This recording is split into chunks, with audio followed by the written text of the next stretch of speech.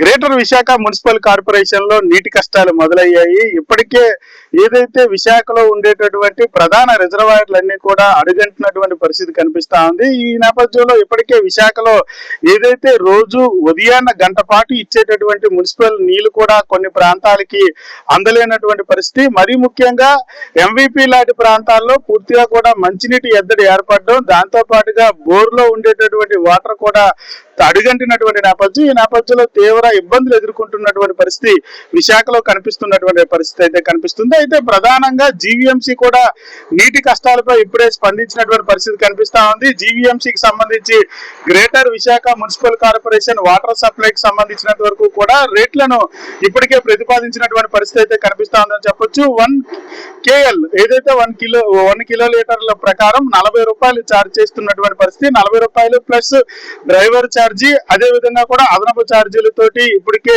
GVMC కొత్త ప్రతిపాదన తీసుకొచ్చినటువంటి సిచ్యువేషన్ అయితే కనిపిస్తా ఉంది. మనం ప్రధానంగా ఏదైతే మేఘాద్రి రిజర్వాయర్ వద్ద ఉన్నో రిజర్వాయర్ పర్టికులర్ గా పూర్తిగా కూడా అడుగంటున్నటువంటి సిచ్యువేషన్ అయితే కనిపిస్తుంది. అయితే ఈ నేపథ్యంలో జీవీఎంసీకి సంబంధించినంత వరకు నీటి సంక్షోభం ఏర్పడినటువంటి పరిస్థితి. వర్షాకాల సమయంలో ఇటువంటి పరిస్థితి ఏర్పడడం అయితే మాత్రం ఇదే ప్రప్రథమంగా చెప్పుకోవాల్సినటువంటి పరిస్థితి. అయితే నీటి ఛార్జీలకు సంబంధించినంత వరకు కూడా 1 KL నీరుకి సంబంధించి 40 రూపాయలు ప్లస్ డ్రైవర్ ఛార్జీతో 390 రూపాయలు ఛార్జ్ చేస్తున్నటువంటి పరిస్థితి. అలాగే 2 KL కానీ 550 రూపాయలు, 5 KL కి సంబంధించి 200 రూపాయలు, డ్రైవర్ ఛార్జీ 700 కలిపి 900 రూపాయలు, అదేవిధంగా 6 KL కి సంబంధించి 240 రూపాయలు, 10 KL 400 రూపాయలు, అంటే సుమారుగా 1800 వరకు 10 KL వాటర్ కి సంబంధించినంత వరకు కూడా ఛార్జ్ చేస్తున్నటువంటి పరిస్థితి కనిపిస్తుంది. KL కి సంబంధించి 40 రూపాయలు చొప్పున ఆన్లైన్ లో ముందుకుంటా బుక్ చేసుకుంటేనే వాళ్ళకి మంచి నీరు అందించేటటువంటి పరిస్థితి ఉంటుందంటూ కూడా అధికారులు చెప్తున్నటువంటి సిచ్యువేషన్.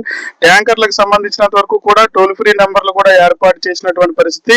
ఆ ట్యాంకర్ వచ్చేటటువంటి సమయానికి సంబంధించినంత వరకు కూడా తమ అపార్ట్మెంట్ లో ఏదైతే సంపులు కానీ ట్యాంకులు అంతా కూడా ఖాళీ చేసుకుని ఉంటే వాళ్ళకి నింపేటటువంటి పరిస్థితి ఉంటుందంటూ కూడా జీవీఎంసీ ప్రకటించినటువంటి సిచ్యువేషన్ అయితే కనిపిస్తుంది. అయితే ప్రధానంగా కూడాను నీటి ఎద్దడి పూర్తిగా కూడా ఎక్కువ అవుతున్నటువంటి నేపథ్యంలో జీవీఎంసీకి సంబంధించిన అధికారులకి సంబంధించి ఇప్పటికే ఒత్తిళ్లు పెరిగినటువంటి నేపథ్యం.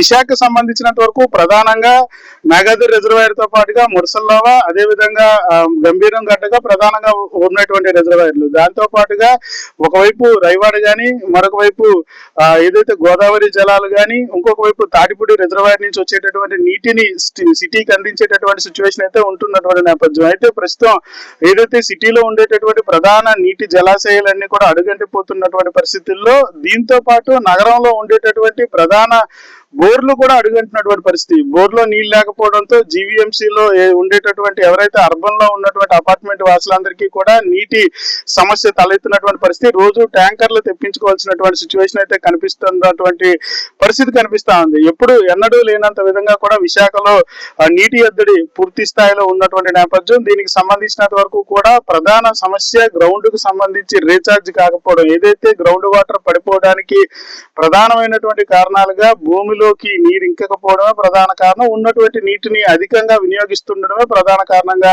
చెప్పాల్సినటువంటి పరిస్థితి కనిపిస్తా ఉందని చెప్పొచ్చు. అయితే దీనికి సంబంధించినంత వరకు కూడా వాటర్ ప్లాంట్లు విశాఖ సంబంధించినంత వరకు ప్రధానంగా ఇబ్బడి ముప్పడిగా వాటర్ ప్లాంట్లు ఏర్పడడం, 1 లీటర్ నీటి కోసం సుమారుగా వాళ్ళు 4 నుంచి 5 లీటర్ల నీరు ఖర్చు చేసేటటువంటి పరిస్థితి. దాన్ని కూడా వృధాగా కాలువలోకి వదిలేస్తున్నటువంటి సిచ్యువేషన్.